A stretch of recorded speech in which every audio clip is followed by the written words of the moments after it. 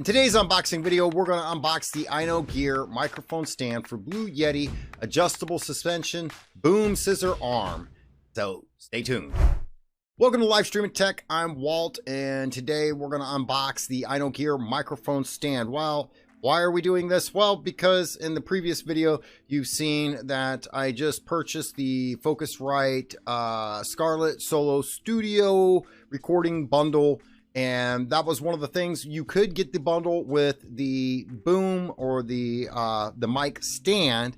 Well, the problem is I could have used my older one that I used for my Yeti microphone, but it is a much larger boom arm, and I kind of had that fear going into it when getting it in the bundle with the Scarlett Studio or the Scarlett Solo, sorry. So we wanted something that was a little bit smaller that would fit the workstation that I'm currently at. So I had to go with a smaller stand.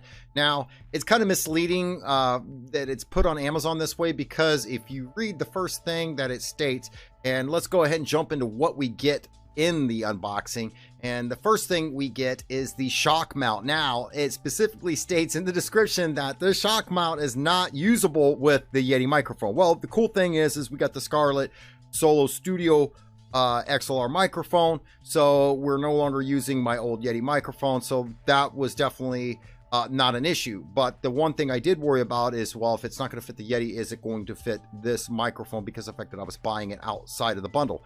Well, it fits it perfectly. The shock mount, if it's nice and snug, the microphone's not going to go anywhere, nor is it so tight that it feels like it's going to fall apart. Now, as far as shock mounts go, this isn't probably the best shock mount I've ever seen, but it's going to do its purpose, and that is in case you bump the boom or the stand or the microphone, you're not going to have that big loud twang and jittery sound from all the springs that are loaded within the suspension boom scissor arm. The second thing that it comes with is actually the heavy duty structure mic stand. This is pretty much a typical mic stand with the boom scissor arms, and it has the 4 springs that allows you to adjust it, and these springs are definitely nice and tight.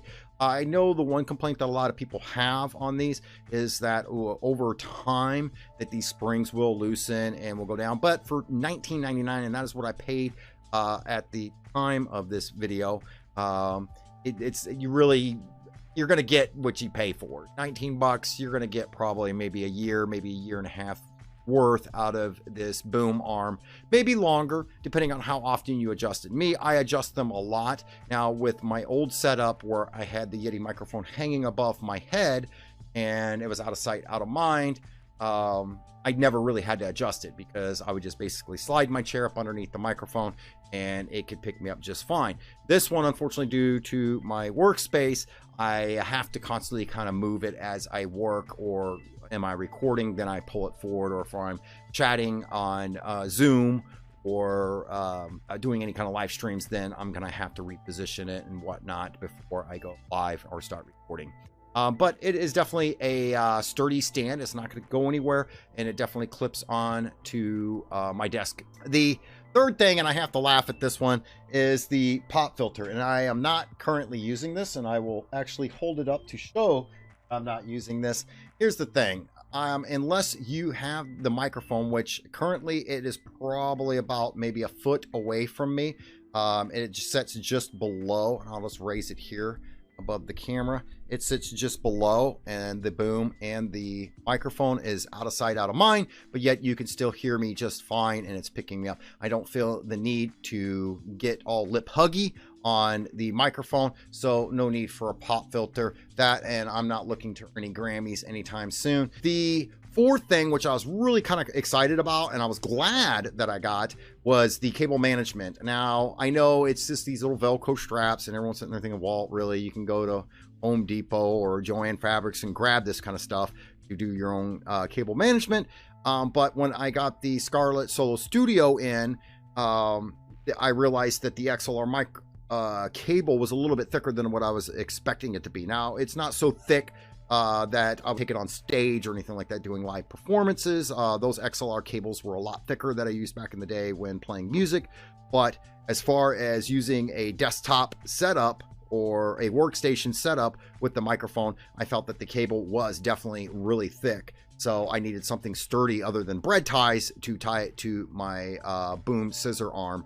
And these cable managements definitely came in handy. And matter of fact, I have a few extra. I left them in my drawer just because of the fact that who knows what other cable management I would need to do later on in the future as far as cables go. So really, all in all, and it comes with a couple extra little adapters and whatnot too.